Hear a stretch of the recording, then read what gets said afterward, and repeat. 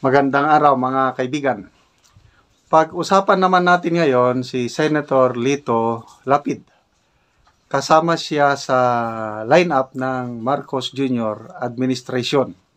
I think kinatawan siya ng NPC, yung grupo ni na Senator Tito Soto, Revilla, Lapid, pang-apat si Senator Lacson. Ngayon, Lacson independent candidate na. Kumalas sa grupo. So itong si Senator Lapid, may nababasa akong mga comments or post na question ano ang nagawa ni Senator Lapid sa Senado. Wala nga akong maisip, kahit yung nagsalita lang siya sa Senate floor, wala akong So ito, mayroong open letter ng isang netizen, walang iba kundi si Doc Lorraine Badoy. Meron siyang sulat kay Senator Lito Lapid. Ipinost ito ni Princess Maui sa kanyang page. Sabi niya, "Aray, na real talk si Mr. Senator, ha ha ha." Okay. So, ito ang sulat ni Doc Lorraine Badoy kay Senator Lapid. Basahin ko lang, madali namang maintindihan. I said, I need to talk to this guy. And since I don't have a direct line to him, dito na lang sa Facebook. So, open letter ito. Senator, you've been senator of this poor country of ours for 17 years. And in all those 17 years that you have sat as senator, you have done a grand total of nothing for the Filipino people.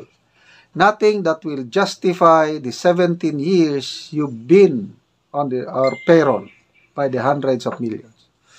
Grabe, no? Naka 17 years na pala siya. Hindi ko nabantayan. Ilang presidente ng dumaan, nandyan pa rin. Senator pa rin siya. Palaging nananalo. Okay, so tuloy ni Doc Lorraine Badoy. It's like paying a ghost or a scam sucking bottom feather or a parasite. I didn't even know half the time that you were still senator. Ito na, you spoke not a word, questioned nothing, raised nothing. Mas may presence pa ang butiki sa kisami ng Senado. Wala talaga akong na napanood o nabasa na mga initiatives ni Senator Lito Lapid yung 17 years niya sa Senado. Kaya agree ba kayo dito sa sinasabi ni Doc Lorraine Badoy? So tuloy niya, what then are you in Senate for? Seat warmer? Taga-chika sa mga tendera sa Senate canteen? Flower vase? Our country, our poor beloved country needs all the help it can get. Please, in the name of all things sacred and holy, have some shame about you and step aside. Ito na yung kita kong meat ng letter na ito is asking Senator Lapid na umatras na. Step aside, sabi niya. Public office is not where you go when you have nowhere else to go. A public servant offers his life to country when it takes on the heavy burden of our country. He carries 120 million Filipinos, our children included, and the destiny of our country on his shoulders, and where the only prize is knowing you serve with honor and integrity. You, sir, have neither the heart, nor the will, nor the soul to serve. Medyo mabibigat itong mga statements ni Doc Lorraine Badoy.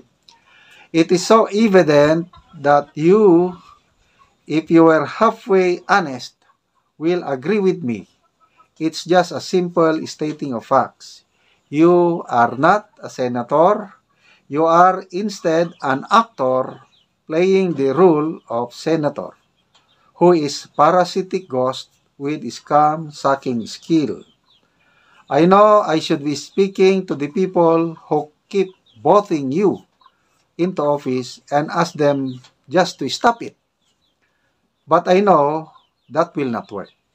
Okay, so very honest si Doc Badoy na parang tuloy pa rin ang pagboto ng mga tao kay Senator Lapid kasi lumalabas sa mga survey, pumapasok siya sa Magic 12. I know that will not work. A huge part of our population are not educated enough to vote wisely. Thanks to senators like you who do nothing in a country that needs so much to be done, while shamelessly collecting your generous paychecks. You are the very embodiment of Socrates' disdain for democracy when he feared majority rule would lead the unqualified men and women to lead. This act of grace will then have to come from you. Ikaw na ang umatras, sir. Tama na, nakarami ka na sa amin. Pasweldo ka na walang bumabalik sa bayan. Tamaan ka sana ng hiya. Doc Lorraine Badoy. So, that's typical of Doc Lorraine Badoy. Talagang frank, honest, but it makes sense. Kasi makita mo naman si Doc Lorraine Badoy na nakulong na siya sa Kongreso dahil sa kanyang ipinaglalaban. Anyway, bahala ng taong bayan. No? Yan po ang sad reality sa ating election. Dahil democracy tayo, for the past 17 years, binubutuhan siya ng taong bayan, at yun ang masunod. Kaya no wonder na ang bansang Pilipinas, mayaman man sana ang Pilipinas. Kaya lang, ang problema, sa yaman natin, yung ating resources, hindi napupunta, hindi bumabalik sa tao. Kasi, ang may kasalanan din ang mga tao, kasi nga, pagdating sa election, hindi na ilalagay sa poder yung may kakayahan at yung may puso na magsilbi. Iba ang nailalagay. Masakit na katotohanan. Pagdating sa election, ano na lang, popularity, name recall, or masakit, pera-pera lang.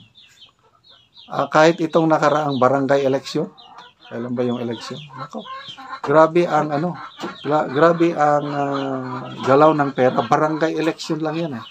So how much more itong national election? So pera-pera lang.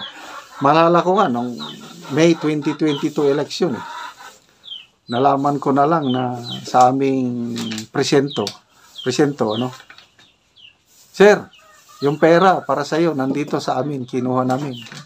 Saan galing? Galing sa ganitong kandidato. May kandidatong nagbigay. Talagang nakabudget kami. Ganun ba? So, wala, hindi namin kinuha yung pera yun. Bahala na kung yung tumanggap, pumunta na sa kanya. Kasi nakalista na mga botante, mayroon ng budget. Ganon yung election natin na pera-pera lang. Pera, at the same time, yung name recall, kung sino yung kilala nila, yun na yun. Kaya lang, hindi tinitignan yung capability to serve. Kaya ito, ang maraming kandidato, sinasabi ng mga recycled, member lang ng political dynasties.